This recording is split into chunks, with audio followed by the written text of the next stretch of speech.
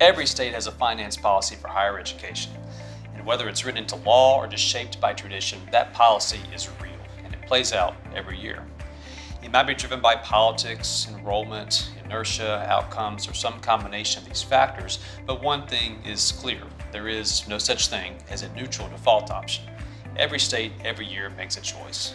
The question is, which one and why? In Tennessee, our journey began in 2010 with the Complete College Tennessee Act.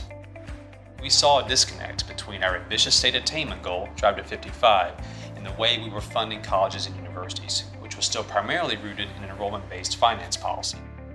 This meant that the main policy objective was to increase enrollment, with very limited focus on what happened after those enrollments were achieved. In an attempt to put some emphasis on performance, in the late 1970s, Tennessee built a small performance funding component to the broad enrollment-based formula model. While some moderate results were produced over time, changes in institutional behavior were limited, and we knew this incremental approach was not the answer for us. We wanted to do something bigger. So we asked a very simple question. If you can count enrollment as the basis to allocate funding, why can't you count other things?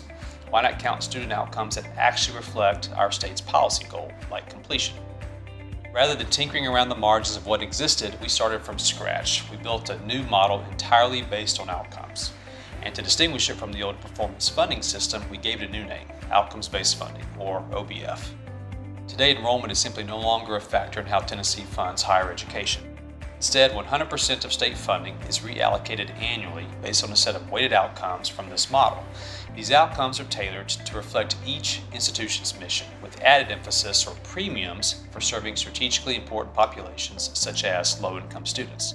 The core innovation is that each year all funding is back on the table and it's allocated exclusively commensurate with the weighted outcomes. 15 years in, Tennessee's model has held up. It's done exactly what it was designed to do. When Tennessee Promise, our state's free community college program, drove surging outcomes at community colleges, funding shifted their way. Later, when outcomes declined due to COVID-19, funding shifted back toward universities. The model responded exactly as designed, not to politics or inertia, but to actual outcomes. The specific outcomes that Tennessee chooses, along with the identified weights and focus populations, fit our state's context each year. But any state, at any time, can decide what it values and can execute an outcomes-based formula. This approach affirms that every state has the flexibility to define its goals and the opportunity to turn those goals into action through intentional funding decisions.